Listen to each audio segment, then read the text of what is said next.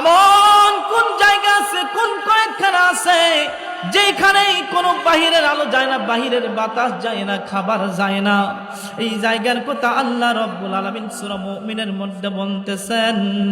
আল্লাহ রাব্বুল আলামিন বলেন, ফি করারিম মাকিন। আল্লাহ আল্লাহ তো মেরা সত্তার ভাই, अल्लाह अल्लाह तो मेरा गफ्फार है। औलियारा कारे उक़बा इख्तियार, जाहिलारा करे दुनिया इख्तियार। खाक बातो आब आतिश बंदान, बामने तू जिंदा बाहुक मुर्दान। हज़रत अब्दुल्लाह इब्न अब्बास রাদিয়াল্লাহু তাআলা আনহু বলেন, ও ইহুদি, এই কয়েদখানার কয়েদি তো তুমি নিজেই ছিলে। যখন তুমি মায়ের গর্ভে ছিলে তখন কি তুমি বাহিরের কোনো খাবার খাইতে পারতেছিলে? ইহুদি বলতেছেন, সর্বনাশ, এই উত্তর তো আমারও জানা ছিল না। জোরে বলা যাবে কি সুবহানাল্লাহ? প্রিয় ভাইরা, আরেকটা প্রশ্ন বাকি থেকে গেল।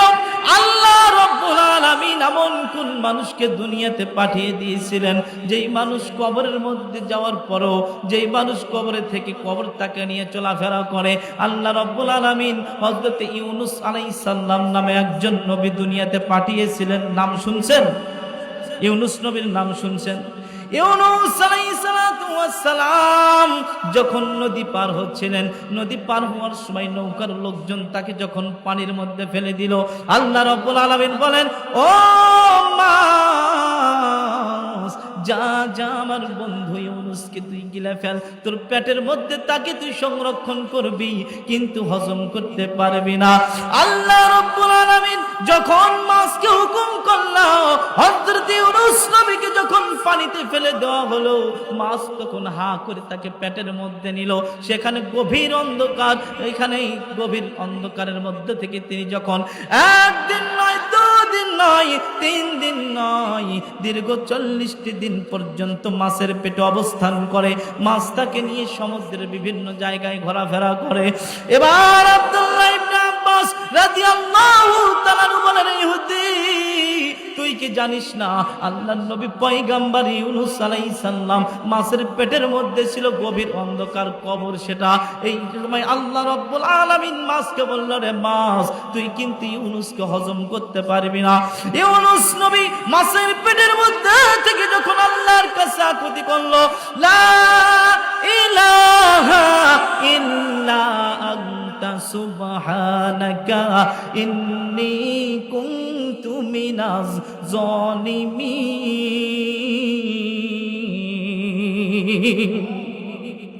ফাস্তাজাবনা লাহু ওয়া নাজ্জাইনাহু মিনাল গাম্মি ওয়া কাযালিকা নুনজিল মুমিনিন।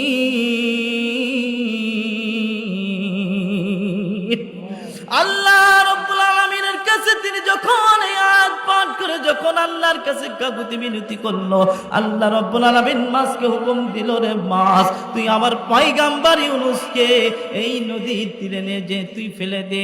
ইউনুস নবীকে যখন মাছ উগলাইয়া ফেলে দিবে, পেটের মধ্যে থেকে বের করবে, সেই সময় কিন্তু ওই নদীর ধারে একটা লাউ গাছ ছিল। লাউ গাছের নিচে কিন্তু আবহাওয়াটা ঠান্ডা হয়, কথা কোন ঠিক কিনা? লাউ গাছের নিচে আল্লাহর পয়গম্বর ইউনুস আলাইহিস সালামকে মাছটা উগলিয়ে ফেললো, অর্থাৎ যেটাকে বলা হয় বমি করা।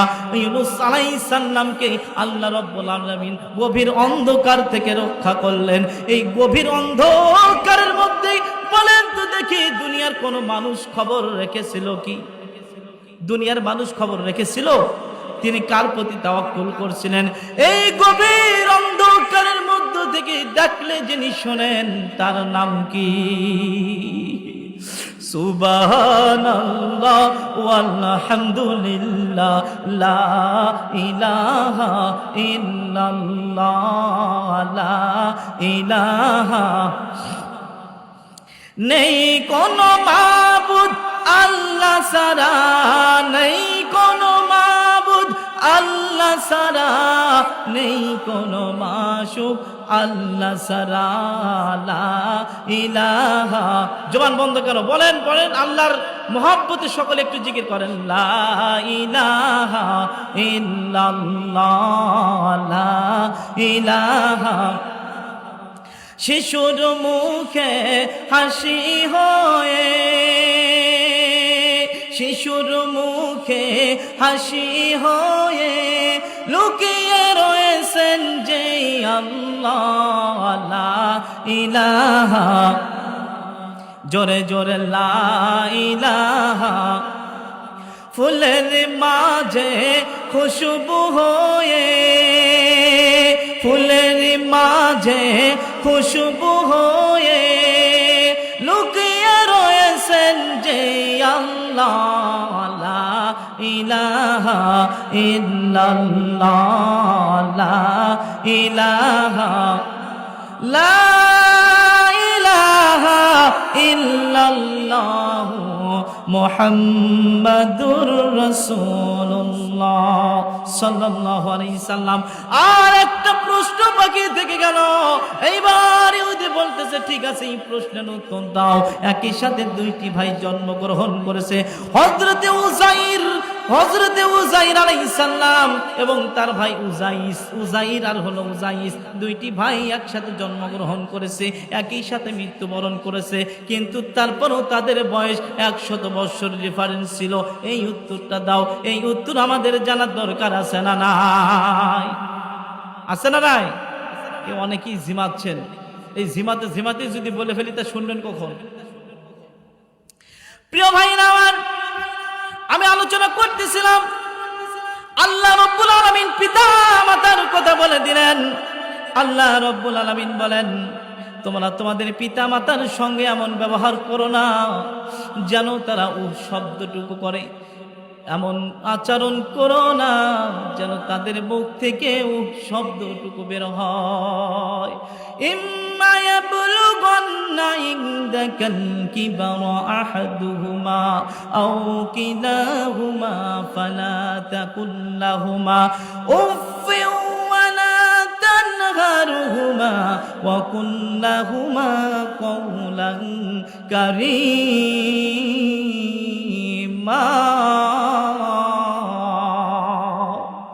আল্লাহ রাব্বুল আলামিন বললেন, তোমরা তোমাদের পিতা মাতার সঙ্গে এমন আচরণ করো না যেন তাদের মুখ থেকে শব্দটুকু বের হয়। কিন্তু বর্তমান সমাজে দেখলে দেখা যায় বেশিরভাগ ছেলে পেলেগুলো, বেশিরভাগ ইয়াং জেনারেশন গুলো মা বাবার কথা একদমই শুনতে চায় না। কথা কোন ঠিক কিনা? তারা বলে তোমার তো বয়স হয়ে গেছে। বাবা যদি কিছু বলে তোমার তো বয়স হয়ে গেছে, তুমি বুঝবা না, তোমার যুগ শেষ, এটা অন্য যুগ। এরকম আছে না নাই? মানে সন্তান হয়, বাবা বোঝাচ্ছে তুমি বুঝবা না, আমি বুঝি। যদি তা না শোনে, দেখা যাচ্ছে এমন কুলাঙ্গার সন্তান আছে যারা মা বাবার গায়ে হাত পর্যন্ত তুলতে দ্বিধাবোধ করে না। কথা কোন ঠিক কিনা? একজন লোক, মুরব্বী মানুষ, আমার কাছে এসে গল্প করতেছে আর চোখ দিয়ে পানি ছেড়ে দিচ্ছে। বলতেছে, হুজুর, গভীর রজনীতে দেখি আমার বাড়ি আলী, সে তো বয়স হয়ে গেছে, প্রায় অসুস্থ থাকে, আবার সুস্থ থাকে, বেশি সময় অসুস্থ থাকে। আমি দেখলাম রাত্রিবেলা আমি ঘুমাচ্ছিলাম, কিন্তু আমার স্ত্রী ঘুমায় নাই। ওযু করে আসতেছে, হাত মুখ মুছে সে তাহাজ্জুদ নামাজে দাঁড়াচ্ছে আর কাঁদতেছে, দু চোখ দিয়ে পানি পড়তেছে। আমি ডাক দিয়ে বললাম, তাহাজ্জুদ নামাজের সময় উঠেছে, তাহাজ্জুদ পড়বা, কিন্তু তুমি কাঁদো কেন? হুজুর, আমার স্ত্রী ডাক দিয়ে বলে, স্বামী গো, যেই সন্তানের জন্য আমাদের জীবনটা আমরা শেষ করে দিলাম, নিজেরা না খেয়ে, নিজেরা ভালো কাপড় না পরে, নিজেদের চাহিদাগুলো না মিটিয়ে আমাদের ছেলে মেয়েদের চাহিদাগুলো মিটালাম, তাদেরকে বড় করলাম, মানুষ করলাম। কিন্তু গত কয়েকদিন হলো আমার ছেলে আমার সাথে কথা বলে না, আমাকে ডাকে না, আমার সঙ্গে কথা বলে না, আমাকে দেখে কেমন কেমন কেন করে। কি করলাম আমার সন্তানকে? আমি তো এই কষ্ট রাখার কোনো জায়গা পাচ্ছি না, তাই আমি জায়নামাজ বিছায় আমি আল্লাহর কাছে বলবো। আপনাদের কি মনে হয় মা যদি কোনো সন্তানের জন্য জায়নামাজে বসে যদি চোখের পানি ফেলে, ওই সন্তানের কপাল কি কখনো ভালো হইতে পারে নাকি? মা বাবার দোয়া যদি ভালো দোয়া করে অথবা বদ দোয়া যদি করে, আল্লাহ রাসূল বলেন মায়ের দোয়া আর হলো আল্লাহ তাআলার আরশের মধ্যে কোনো কিছু আর বাধা থাকে না। মায়ের দোয়া আর হলো আল্লাহর আরশ, মাঝখানে কোনো বাধা নেই, সরাসরি ডাইরেক্ট 100। ও যুবক, তুমি যে তোমার মাকে কষ্ট দাও, তোমার বাবাকে যে কষ্ট দাও, তুমি কি জানো তোমার মা যখন ঘরে যায়, যখন কেউ না দেখে, তোমার মায়ের চোখ দিয়ে যে পানি বের হয়, এই চোখের পানিটা আল্লাহর দরবারে পৌঁছে যায়। আর সেই সময় যদি তোমার মায়ের মুখ থেকে যদি একটা শব্দ আল্লাহর কাছে যদি করে থাকে, লেখা না ওরে মুসলমানের সন্তান, তোমার জিন্দগি বরবাদ হইতে সময় লাগবে না। কথা কোন ঠিক কি না? আমি কিছুদিন আগের একটা ঘটনা বলি, চাঁদপুরের ঘটনা। একজন লোক ডাকতে বলতেছে, হুজুর, এই লোকটার বাড়ি আমার দেশের বাড়ি চাঁদপুরে, ঢাকাতে দেখা তার সঙ্গে। বলতেছে দেখেন পাগল লোকটা ঘুরতেছে, তার বাড়ি আমার বাড়ি একই এলাকায়। আমি বললাম তাহলে পাগল হলো কেন? বলতেছে হুজুর শুধু পাগল নয়, ওর সাথে আপনি কথা বলে দেখেন, ইংলিশ দিয়ে কথা বলবে, আপনি ইংলিশ দিয়ে একটু কথা বলে দেখেন তার সঙ্গে। আমি কথা বলতে লাগে, দেখলাম অনেক শিক্ষিত পারসন, অনেক লেখাপড়াওয়ালা একজন লোক। কথা দেখলেই কিন্তু মানুষের বোঝা যায়, কারোর সাথে কথাপতন করতে গেলে কিন্তু বোঝা যায় লোকটা শিক্ষিত নাকি অশিক্ষিত। আমি দেখলাম ওই ভাইয়ের কথা ঠিক, একজন শিক্ষিত পারসন অথচ পাগলের মতো ঘোরাফেরা করতেছে। বলতেছে হুজুর, এই ছেলেটা একটা সময় মাল্টিন্যাশনাল কোম্পানিতে একটা উচ্চ পদস্থ চাকরি করত, কিন্তু তার মা তাকে অভিশাপ করেছিল একটি কারণে। তখন আমার জানার জন্য আগ্রহ জেগে গেল, কেন তার এই পরিণতি হলো, মা কেন তাকে অভিশপ্ত করলো, এমন কি কাজ করছে যার কারণে মা তাকে অভিশপ্ত করলো, আর তার আজকে এই পরিণতি কেন হলো? বলতেছে হুজুর, তার মা বাবা ছিল গরিব মানুষ, তাকে ছোট্ট রেখে তার বাবাটা দুনিয়া থেকে চলে যায় অন্ধকার কবরে। মা এই ছেলেটাকে মানুষ করার জন্য আর অন্য জায়গায় বিবাহ শাদী বসে নাই, তার জীবন যৌবন সব শেষ করে দিয়েছে। অন্যের বাড়িতে কাজ কাম করে এনে সন্তানকে খাওয়ায়া পড়ায়া, সন্তানের পড়াশোনার খরচ জোগায়া, সন্তানকে পড়ালেখা করায়া মাস্টার্স এমফিল ডিগ্রি করাইছে। হুজুর, এরপর কি হচ্ছে জানেন? এই ছেলেটার একটা চাকরি হয়ে যায় মাল্টিন্যাশনাল কোম্পানি, উচ্চ পদস্থ, প্রায় 1 লক্ষ টাকা বেতন ছিল তার। ঢাকাতে একজন মেয়ের সঙ্গে পরিচয় হয়, তার বিবাহ হয়ে যায়। ছেলেটা বিবাহ করে তার স্ত্রীকে বাড়িতে নিয়ে আসে, মা তারপরেও খুশি হয়, মেনে নিয়েছে। বাবা আমার পছন্দ মতো বিয়ে করেছে, বাবা আমার বড় হয়েছে, লেখাপড়া শিখেছে, আমার চাইতে অনেক জ্ঞানী, অতএব সন্তানের যেটা পছন্দ হয়েছে আমি সেটা মেনে নিলাম, কোনো দ্বিধাবোধ সেখানে আমি করলাম না। কিছুদিন পর দেখা যায় মা আর স্ত্রীর মধ্যে, দুইজনের মধ্যে কিন্তু কোনো বনট নাই, দুইজনে ঝগড়া লেগেই থাকে, ঝগড়া লেগেই থাকে। এই ছেলেটা বাড়িতে আসার সাথে সাথে স্ত্রী তাকে বিভিন্ন ধরনের বিচার দেয়, তার মায়ের নামে নালিশ করে। এর পর্যায়ে দেখা যায় বলে, হয় এই বাড়িতে তোমার মা থাকবে নতুবা আমি থাকবো। এমন জঘন্য মহিলা, খান্নাস মার্কা মহিলা বর্তমান সমাজে আছে না নাই? চিৎকারতে বলবেন আছে না নাই? হুজুর, বিধাতার কি করুণ পরিণতি! এই করুণ পরিণতি শুনতে চালাম, কি হয়েছিল তারপর? বলতেছে হুজুর, যখন তার স্ত্রী থাকতে না চায় তখন মাকে বলে বাড়ি থেকে বের হও, তোমার জন্য আমার স্ত্রীকে আমি ছাড়তে পারবো না। হুজুর, তার মা তাকে বলেছিল, রে বাবা, এই বৃদ্ধ বয়সে আমি কোথায় যাব? মাথা গোজানোর মতো একটু জায়গা আমার কোথাও নাই। আমি যদি ইচ্ছা করতাম যৌবনকালে আমি বিবাহ বসতে পারতাম রে সন্তান, কিন্তু তোর মুখের দিকে তাকাইয়া আমি কোনো বিবাহ শাদী বসি নাই, তোর কি হবে? আমি কোনো বিবাহ শাদী করি নাই, যৌবন তোমার পিছনে আমি শেষ করে দিয়েছি। অন্যের বাড়িতে কাজ কাম করে নিজে না খাইয়ে বাবা তোমাকে আমি খাওয়াছি, নিজের সারা কাপড়গুলো পরে থাকছি, তোমাকে নতুন কাপড় পরাই আমি কলেজে পাঠাইছি। ও সন্তান, তুমি আজকে আমাকে বাড়ি থেকে বের হয়ে যেতে বলতেছো, আমার একটুখানি কোনো জায়গা নাই যেখানে গিয়ে আমি মাথা গুজবো, একটুখানি ঠাই আমার নাই। ও সন্তান, তুমি যদি চাও তাহলে তুমি বাড়ি থেকে বের হয়ে যাও, কেননা এই বাড়িটা করে দিয়ে গেছে আমার স্বামী, এই বাড়িতে আমি থাকবো, আমার কোনো যাওয়ার জায়গা নাই, তুমি তোমার স্ত্রীকে নিয়ে চলে যাও। ছেলে তখন রাগান্বিত হইয়া মায়ের উপরে আঘাত করে, মায়ের উপরে আক্রমণ করে। গভীর অজরতে চোখের পানি ছেড়ে দিয়ে আল্লাহর কাছে বলে, আল্লাহ, যেই সন্তানের জন্য জীবন যৌবন সবকিছু আমি শেষ করে দিলাম, সেই সন্তান আজকে আমাকে আঘাত করেছে, তার স্ত্রীর কথা শুনেছে, স্ত্রীকে ছাড়বে না কিন্তু আমাকে ছেড়ে দিচ্ছে। ঠিক আছে, ঠিক আছে, আমি বাড়ি থেকে চলে যাবো রে আল্লাহ, তুমি এর বিচার করে দিও। মা সকাল যখন হয়ে গেল, ভাবতেছে আজকে তো আমাকে আঘাত করেছে হাত দিয়া, না জানি কবে আবার আমার উপরে আক্রমণ করে এই বৃদ্ধ শরীরের উপরে আঘাত করে আমাকে মেরে ফেলে দেবে। আমি আবার নিজের জীবনের জন্য, জীবন বাঁচানোর জন্য বাড়ি থেকে বের হওয়ার সিদ্ধান্ত নিলাম। বাড়ি থেকে যখন বের হয়ে যাই, বাড়ির সামনে মসজিদ, মসজিদের সামনে গিয়ে মা ডাকতে বলে, ওগো মসজিদের মালিক আল্লাহ, তাকায়া দেখো মাবুদ, যেই সন্তানের জন্য জীবন যৌবন শেষ করে দিলাম, ও আল্লাহ, তোমার এই ঘরে আমার স্বামী নামাজ পড়তে আসতো, ইবাদত করতো, আজান হলে এখানে এসেই তোমার দরবারে হাজিরা দিত রে আল্লাহ, আমার সেই স্বামী আজকে বাড়িতে নাই, আমার সন্তান রেখে গিয়েছিল, সেই সন্তান আজকে আমাকে বাড়িতে থাকতে দিচ্ছে না। ও আল্লাহ, আমার স্বামী যদি থাকতো হয়তো আজকে আমার এই করুণ পরিণতি হতো না। আল্লাহ গো, তুমি আমার এই বিচার করে দিও। বলতেছে হুজুর, তার মা যখন এলাকা ছেড়ে চলে গেল, অন্যত্রে মানুষের বাড়িতে আমার কাজ করা শুরু করে দেয়।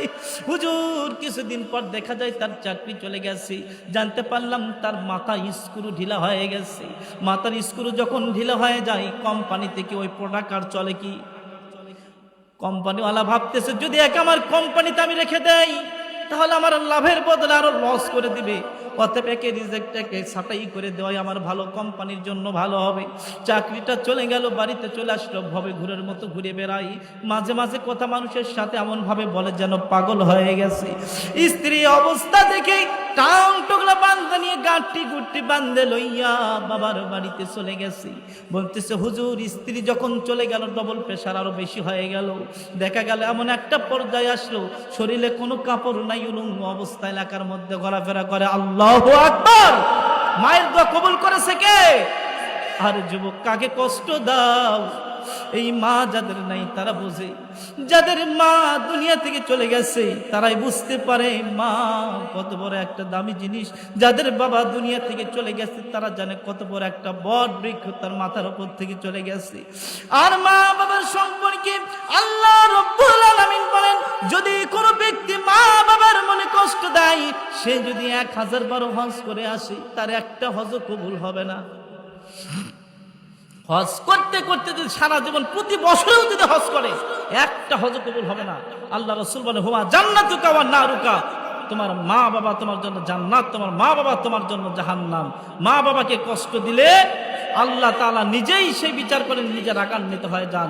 আর মা বাবার দিকে যদি কেউ রহমতের নজরে তাকায়, দয়ার নজরে তাকায়, আল্লাহ রাসূল বলেন তার আমলনামায় একটা কবুল হজের সওয়াব লিখে দেওয়া হয়। যেরকম সুবহানাল্লাহ। তাই কবি বলেন, পিতামাতার খেদমত যারা করে না, পিতামাতার কথা মতো যেজন চলে না, আল্লাহ নবীজির দয়া তারা পাবে না। সবাই বলেন, মা বাবার কথা মতো যেজন চলে না, আল্লাহ নবীজির দয়া তারা পাবে না। হায়রে আল্লাহ নবীজির দয়া তারা পাবে না। মা বাবাকে দুঃখ দিলে নামাজ রোজা যায় বিফলে, মা বাবাকে দুঃখ দিলে নামাজ রোজা যায় বিফলে। মার কলিজায় আঘাত আঘাত দিলে খোদা সহে না, মার কলিজায় আঘাত দিলে খোদা সহে না, আল্লাহ নবীজির দয়া তারা পাবে না। জোরে কোন মারহাবা। মা বাবাকে যদি কষ্ট দাও রে যুবক, তোমার কপাল পুড়ে যাবে, তুমি হতভাগা হয়ে যাবে। আল্লাহ তোমাকে দুনিয়াতে তো লাঞ্ছিত করবেন এবং পরকালেও তোমাকে লাঞ্ছিত করবেন। কথা কোন ঠিক কিনা?